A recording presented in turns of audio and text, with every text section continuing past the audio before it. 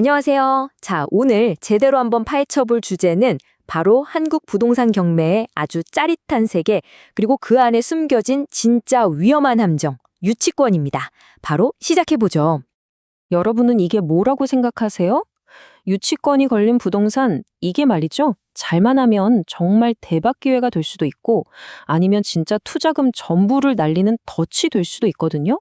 오늘 분석은 바로 이 유치권의 두 얼굴을 파헤치는 데 초점을 맞출 겁니다.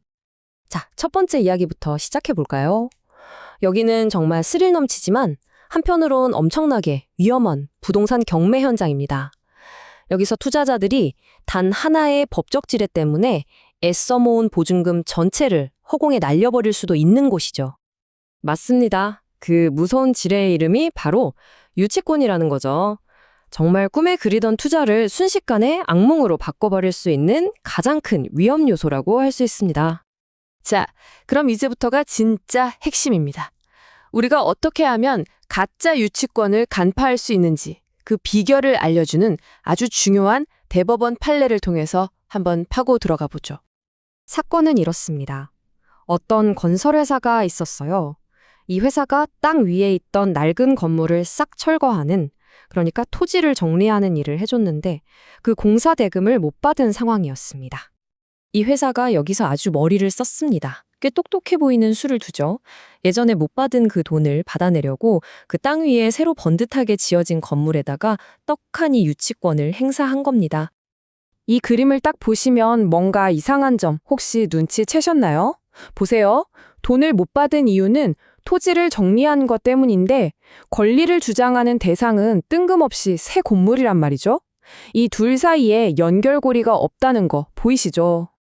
그래서 법적으로 가장 중요한 개념이 바로 이 결연성이라는 겁니다. 법률 용어라 좀 어려워 보이지만 사실 간단해요. 빚이랑 담보로 잡은 물건이랑 직접적인 관계가 있어야 한다는 뜻입니다. 대법원도 바로 이 점을 지적했죠.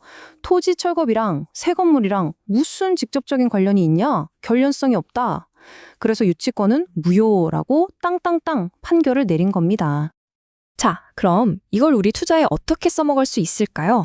바로 이 결연성이라는 개념을 이해하는 게 여러분이 섣불리 입찰 버튼을 누르기 전에 직접 탐정이 되어서 사건을 조사하는 첫걸음이 되는 겁니다. 자, 여러분의 비밀 무기, 바로 이 3단계 체크리스트를 공개합니다. 이걸로 실사를 하면 실패할 확률이 확 줄어들겠죠? 우선 첫 번째, 서류부터 샅샅이 뒤져보는 겁니다. 계약서나 공사 내역서를 보면서 이 돈이 정말 건물 올리고 수리하는 데 들어간 돈인지 아니면 그냥 땅 파고 정리하는 데 쓰인 돈인지 이걸 구별해야 해요. 이게 바로 결연성을 확인하는 가장 기본 중의 기본입니다. 두 번째는 현장에 가서 직접 건물의 상태를 보는 겁니다. 만약에 공사가 중단됐는데 이게 뭐 기둥도 제대로 없고 지붕도 없고 그냥 건물이라고 부르기 민망한 상태 있죠. 법적으로는 이걸 토지의 부합물, 쉽게 말해 그냥 땅에 뭐가 붙어있는 수준으로 봅니다. 이런 상태에서는 건물에 대한 유치권이 성립되기 아주 어렵습니다. 그런데 반대로 이렇게 딱 봐도 건물 형태가 제대로 갖춰져서 독립된 건물로 볼 수 있게 되면 이야기가 완전히 달라집니다. 이때는 건물 건축비에 대한 유치권이 유효할 가능성이 확 높아지는 거죠. 그런데 말이죠. 이 모든 걸 한 방에 뒤집을 수 있는 조커 카드가 있습니다. 바로 유치권 포기각서라는 건데요. 보통 은행들이 큰 돈을 대출해주면서 혹시 모를 사태에 대비해서 시공사한테 미리 각서를 받아두는 경우가 꽤 많아요. 그러니까 유치권 신고가 떡하니 되어 있더라도 이 서류 하나만 찾아내면 상황을 완전히 역전시킬 수 있다는 겁니다. 자, 근데 여기서 끝이 아닙니다. 유치권이 법적으로 인정받으려면 또 하나의 아주 까다로운 조건이 있거든요.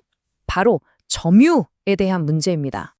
점유에도 아주 엄격한 규칙이 있어요. 그중에서 제일 중요한 거 별표 5개짜리는 바로 시점입니다. 시점.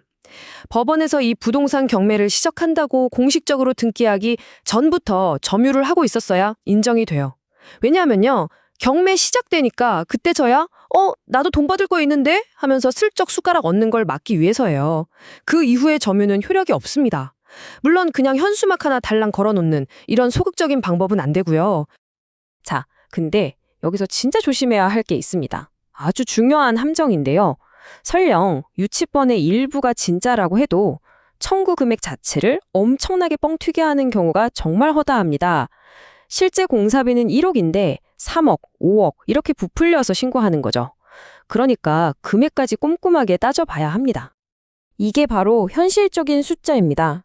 보통 이런 유치권 하나 해결하려면 합의를 보든 소송을 하든 못해도 1,000만 원 정도는 깨질 수 있다고 봐야 해요.